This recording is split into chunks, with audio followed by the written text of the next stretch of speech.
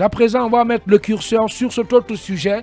Cette annonce, bien entendu, qui a été faite hier par le porte-parole du gouvernement de la transition. Le mois de mars dernier, souvenez-vous, le président du CNRD, le colonel Mamadi Doumbouya, a ordonné en conseil des ministres à tous les membres du gouvernement de participer à la campagne agricole à travers la réalisation d'au moins 50 hectares de culture. Le but est de participer à l'autosuffisance alimentaire. Ainsi, dans un communiqué lu mercredi à la télévision nationale, le président de la transition s'est réjoui de l'adhésion des ministres et du succès qu'a enregistré la campagne. Et dans la même lancée, le président de la transition a annoncé que la totalité de sa récolte personnelle et les 50% de celle des membres du gouvernement seront reversés aux cantines scolaires des différentes localités du pays, et ce, et Khalil Kamara, pour aider les jeunes apprenants. Les jeunes apprenants, comment vous, vous analysez cette initiative? Vous comprenez cette initiative du président de la transition?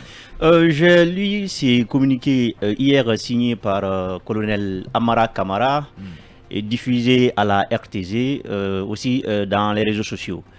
Dans ce communiqué, vous l'avez rappelé, il y a eu une campagne, le président a ordonné une campagne agricole en ordonnant donc à ses ministre de réaliser au moins 50 hectares de culture. Alors, vous avez aussi vu des images sur les réseaux sociaux, des images qui faisaient état de cette campagne, parce qu'on a vu des ministres qui se sont faits en photo au niveau dans les champs de riz. Vous avez vu le ministre Maurice Anda Kouyaté, vous avez vu aussi d'autres ministres, et le président lui-même, il a fait des photos à cet effet. Alors, je pense qu'il est temps de la récolte. Comme on dit, après la culture, c'est la récolte. Maintenant, le président annonce qu'il réserve 50% pour ses ministres de la récolte aux cantines scolaires. Oui. Maintenant, lui, il réserve la totalité de sa récolte aux cantines scolaires. Maintenant, la question quand même qu'il faut soulever, d'abord la première question, quel est le fonds qui a été alloué dans cette culture? Est-ce que le président Mamadi Doumbouya a utilisé l'argent de sa poche pour investir donc dans cette culture? Ça, c'est la première question. Et deuxièmement, est-ce que les ministres, évidemment, avaient aussi leurs propres fonds pour financer cette culture? Parce que je pense d'abord qu'il faut faire très attention. Il faut informer le peuple sur ce que vous faites.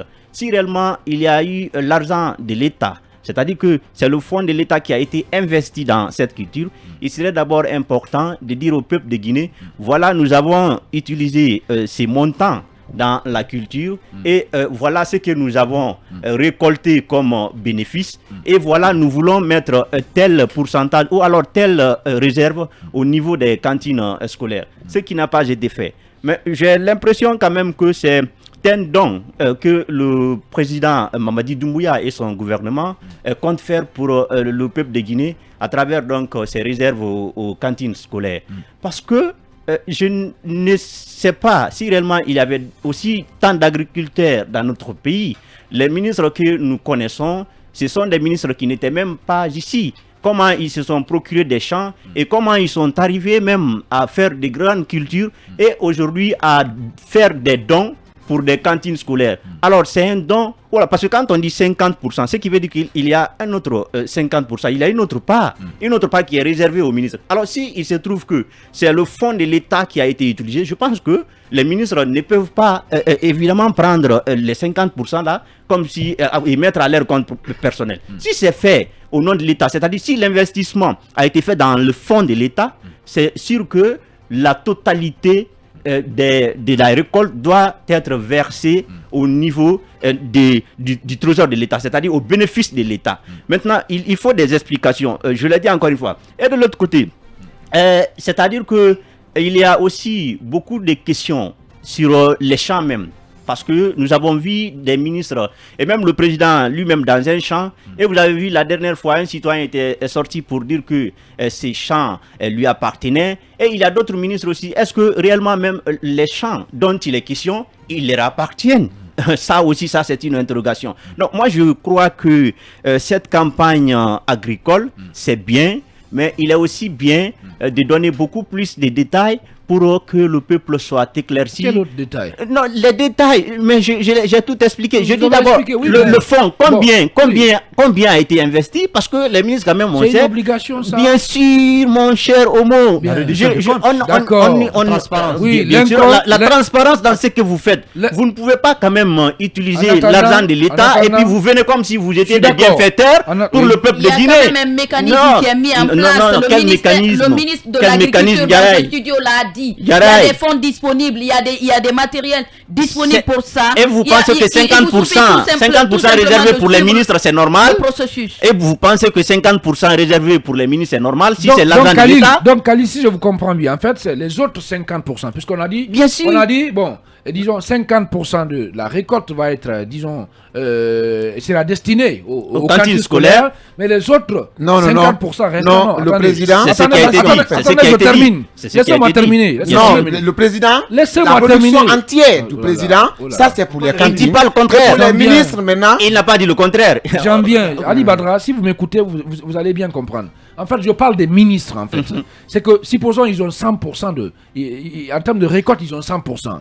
Une partie de leur récolte, c'est-à-dire 50%, va être associée à celle du colonel pour être amenée au niveau des cantines scolaires. Ou bien, maintenant, les autres 50% de ces ministres-là, qui restant là, bien entendu, on se pose la question de savoir si c'est pour les ministres ou bien si c'est pour l'État. Évidemment. C'est ça la question. Mais c'est bien défini. On dit les 50%, qu'on éclaircisse, les 50% restants, c'est pour les ministres ou bien ça va être encore destiné à d'autres fins. Non, c'est important de le comprendre parce qu'aujourd'hui, on est vraiment mélangé sur cette situation.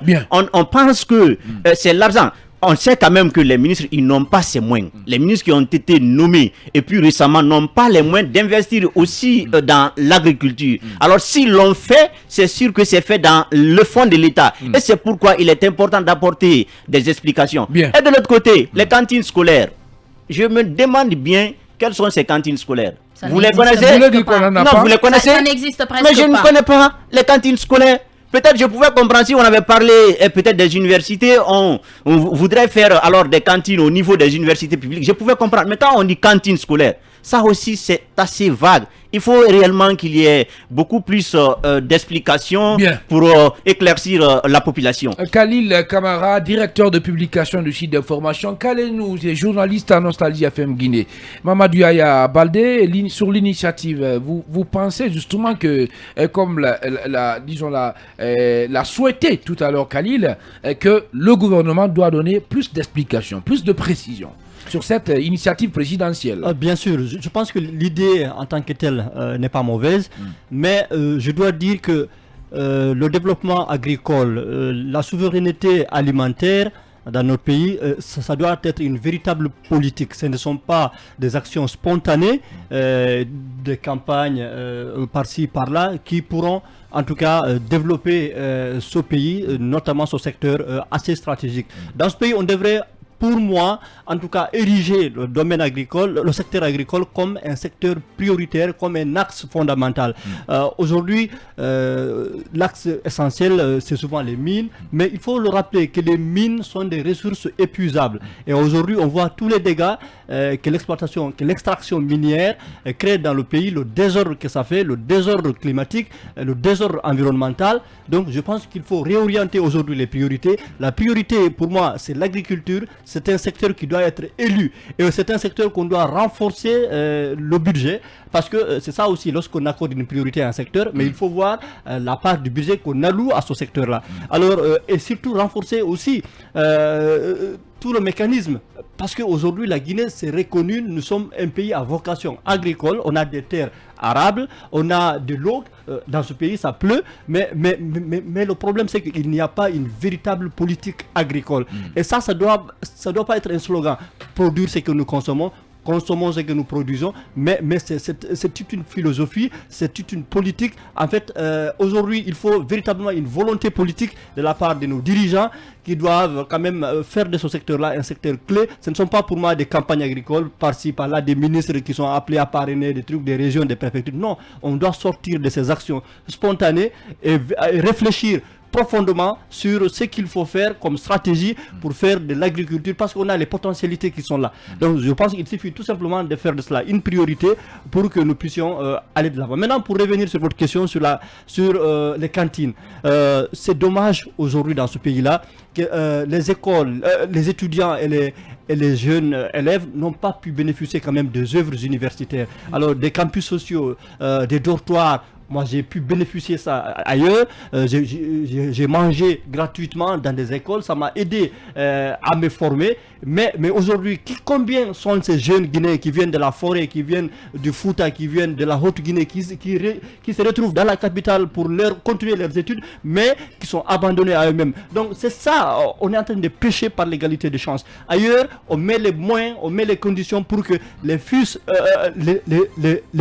issus des familles modestes puissent avoir ces égalités de chances. C'est comme ça qu'on construit une république. C'est comme ça qu'on construit une nation. Il faut une égalité de chances. Il faut donner les chances aux plus démunis pour qu'on puisse avoir les conditions nécessaires pour étudier. C'est comme ça qu'on crée les nations, les nations les plus fortes. Je pense qu'aujourd'hui, on devrait ramener ces dortoirs. Si ça existait à un moment donné, on devrait ramener ces cantines scolaires et aussi permettre à ces jeunes-là issus de ces zones défavorisées et des milieux modestes pour une égalité de chances dans notre pays. Alors, Ali Badra, qu'on écoute de la mise en œuvre, bien entendu, de cette initiative présidentielle, est-ce que vous pensez qu'elle va aboutir à son objectif, qui est celui, et quand même de nourrir les élèves au niveau des cantines scolaires? Ali Badra.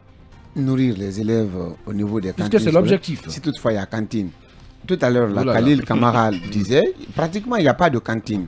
Au fait, la forme, elle est bonne, mais le fond est nul. Ça n'engage qu'Ali Badra. Il faut, Khalil, dans ce pays, qu'on soit vraiment sérieux. Au lieu qu'on accompagne, parce qu'un ministre de la République quand même, il peut tout avoir de lui-même. Dès qu'on dit qu'un ministre doit cultiver en Haute-Guinée, par exemple, tu vas voir tout à l'heure beaucoup de localités seront peut-être heureux même de dire, monsieur le ministre, venez cultiver chez moi. Mais ces agriculteurs, ces grands, des grands poids en République de Guinée qui n'ont jamais eu de soutien, pourquoi ne pas sélectionner ceux-ci, les accompagner pour que continuellement ils prennent en charge l'État dans ce qui est lié à la culture. Parce que regardez ce qui est fait. Un président de la République, c'est bien beau. La fois dernière, on a vu un citoyen guinéen qui a carrément dit comment le président a acquis. Il a parlé sur ça. Il y a un conflit entre même la famille liée à l'acquisition des terres. Mais il n'est pas le seul. Ce n'est pas le président seulement. Il y a d'autres ministres aussi qui ont eu des difficultés. Et malgré que d'aucuns ont voulu que les ministres cultivent chez nous, c'est bien beau. Mais d'autres ont dit carrément que non, on ne peut pas donner nos terres à un ministre dans ce sens. On ne sait pas après, est-ce que le ministre ne va pas confisquer carrément la terre. Alors, qu'est-ce que moi je vais dire? Au lieu que j'ai suivi, je ne sais pas quel est le communiqué que Khalil Kamara a suivi, qui est signé par Amara, mais par contre, moi, ce que j'ai suivi à la RTG, c'est la DCI qui a fait un communiqué. Un communiqué au nom de la présidence pour carrément remercier les membres du gouvernement, tout en annonçant, oui, la DCI, oui, moi j'ai suivi. C'était au nom de la DCI pour carrément dire que les ministres ont bien fait de cultiver, ça s'est bien passé. Maintenant, les 50%, le président annonce au peuple de Guinée carrément que les 50% des ministres seront élus, toute sa production. Alors, accompagnons les agriculteurs qui ont leur travail comme agriculture. C'est pas les ministres spontanément qui peuvent directement commencer à faire de l'agriculture, même si c'est beau qu'on parle de ministres, mais il faut aussi accompagner les agriculteurs dans ce pays. Et surtout les résultats obtenus, on en a besoin. Merci. Les résultats obtenus. Quel est le bénéfice que le gouvernement a obtenu à travers cette campagne? J'ai peur qu'à la CRIEF, on ne le sait pas. Si on saisit un ministre qui nous dise que non, j'avais mis un peu d'argent dans l'agriculture. Bon, ça c'est vous qui le dites. Non, mais est-ce que, parce que 50 hectares, c'est beaucoup d'argent quand même. Merci beaucoup. Alors, Ibrahim Sorilène Konsoma, votre grille de lecture sur cette initiative présidentielle. L'initiative présidentielle, je crois que je remercie le président parce que quand on cultive son riz, on donne, c'est lui qui donne. Si c'est avéré, c'est volontaire et volontariste. Mais moi, j'ai beaucoup de questions à me poser. Aujourd'hui, qu'est-ce qu'on fait des agriculteurs traditionnels dans ce pays? C'est-à-dire qui n'ont pour activité que l'agriculture. Qu'est-ce qu'on a fait pour les accompagner? Depuis des années, ils sont là, ils travaillent, c'est leur vie. En lieu et place des ministres, pourquoi on ne peut pas accompagner ceux-ci qui participent à l'autosuffisance alimentaire? Deuxième question, est-ce que tous les ministres ont cultivé les champs? Combien de montants ont été déboursés dans ce sens? Est-ce que c'est l'État qui a donné ou les champs-là ont été financés par les fonds propres des ministres? Puisque quand vous dites que votre récolte, les 50% donnés à Paul, 50% pour vous, est-ce que c'est vous qui financez ou vous imposez aux ministres par rapport à leur propre avoir? Troisième question, il y a combien de cantines scolaires en Guinée? Parce que moi je suis confus. On parle des étudiants, on parle aussi des élèves. Quand c'est des étudiants, comme Yaya a dit, moi au moment où j'ai étudié, on avait ce qu'on appelle les cantines de les universités. À l'époque, Sareko et finalement Sarana. 500 francs par jour, c'est la consommation de tout élève. Il y a le riz, il y a le ragoût, il y a le café. Vous achetez les tickets. Et l'État subventionné.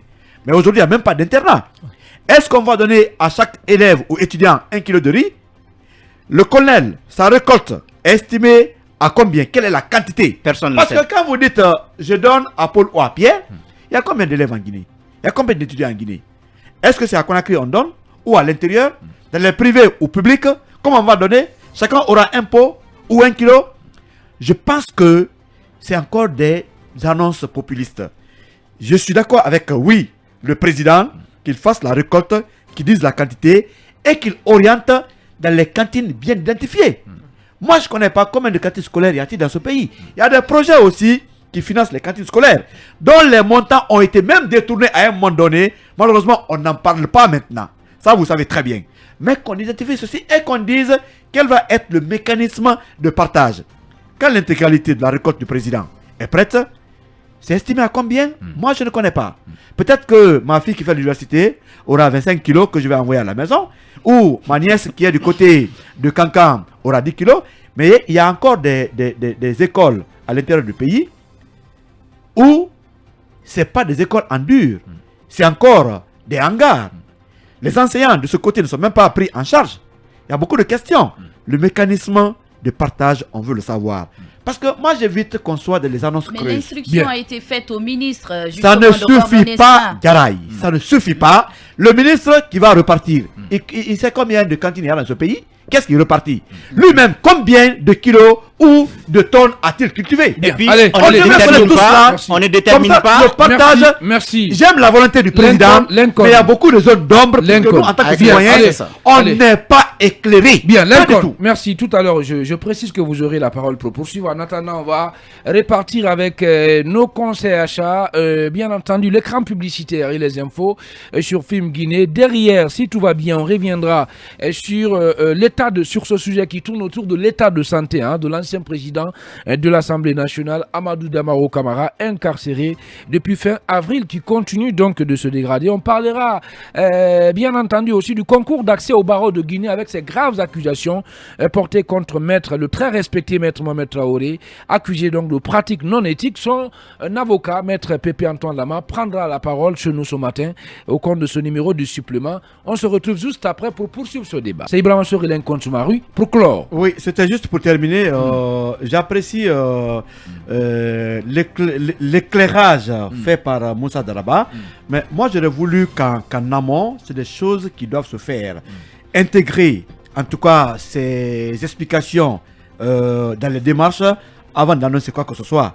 On aurait voulu, parce que j'apprends qu'il y a une direction nationale des cantines scolaires, cette direction qui est au ministère... Qui ne répond jamais. Bon, d'accord. On a fait une émission spéciale sur les cantines scolaires ici. On a tout fait pour l'avoir, mais il n'y a pas eu de répondant. Elle nous a promis, mais... Avant le communiqué, aidez-nous à identifier toutes les cantines scolaires du pays. Mohamed Alpha vient de me dire qu'il y en a 1601. C'est ma première information. Elles sont fonctionnelles ou pas? C'est la question. Bien. Combien de récoltes en quantité il y en a? Et chaque cantine aura en tout cas quelle part? Bien. C'est des précisions à apporter, sinon la démarche en elle vraiment n'est pas mauvaise. Mais on apprend aussi que les ministres ont financé leur propre champ. Bien. Il y a beaucoup d'interrogations de Beaucoup ce côté. d'interrogations. Tous les ministres ont travaillé avec quels moyens? La question reste toujours. Et qu'est-ce qu'ils ont cultivé? Qu'est-ce qu'ils ont cultivé? Ben Le voilà. riz, Merci le beaucoup. manioc, Bien. on ne sait pas. Merci beaucoup. Allez-y, Diarra Guirassy, pour clore ce sujet. Je pense que c'est une très bonne Diarra, l'entière Diarra. Je pense que c'est Voilà. une très bonne initiative. Oui. Les ministres et le colonel Mamadi Doumbouya ont donné le bon exemple à suivre. D'ailleurs, le communiqué qui a été rendu public hier, dans notamment beaucoup de médias, il est dit clairement que la récolte, la totalité de la récolte du président est destinée aux apprenants, mais également les 50% de celle des ministres. Mais après cela, le président a quand même réitéré dans le communiqué en question que l'initiative doit être pérenne et que la population aussi doit suivre l'exemple. On a entendu le ministre Mamoudou Nanya Lembari, il était là où je suis assise présentement, il était là, il a dit, il y a un mécanisme qui a été mis en place pour pouvoir doter les agriculteurs artisanaux. Oui. Et finalement, il y a un mécanisme qui est là. Si tu as besoin d'investir là-dedans, il va falloir venir. Il y a des fonds qui sont disponibles. Vous faites des prêts et puis vous faites l'agriculture. Je pense que c'est un exemple qui est à suivre. Et je pense que normalement, le communiqué a encore demandé aux ministres qui sont directement impliqués dans le processus à faire en sorte que la distribution soit très bien faite. Et je pense que cette distribution doit commencer par l'intérieur du pays. Lorsqu'on sait que de ce côté, il y a des enfants qui laissent les cours parce qu'ils ont faim, parce qu'ils n'ont rien dans le ventre, parce qu'ils parcourent des grandes distances pour rejoindre les écoles. Je pense que ça doit commencer par les enfants des écoles publiques qui, il faut le dire, les parents n'ont pas assez de moyens comme ceux qui sont dans les écoles privées. Diarra Guirassy, la reine du pays, Diaka. Le supplément se poursuit dans un instant.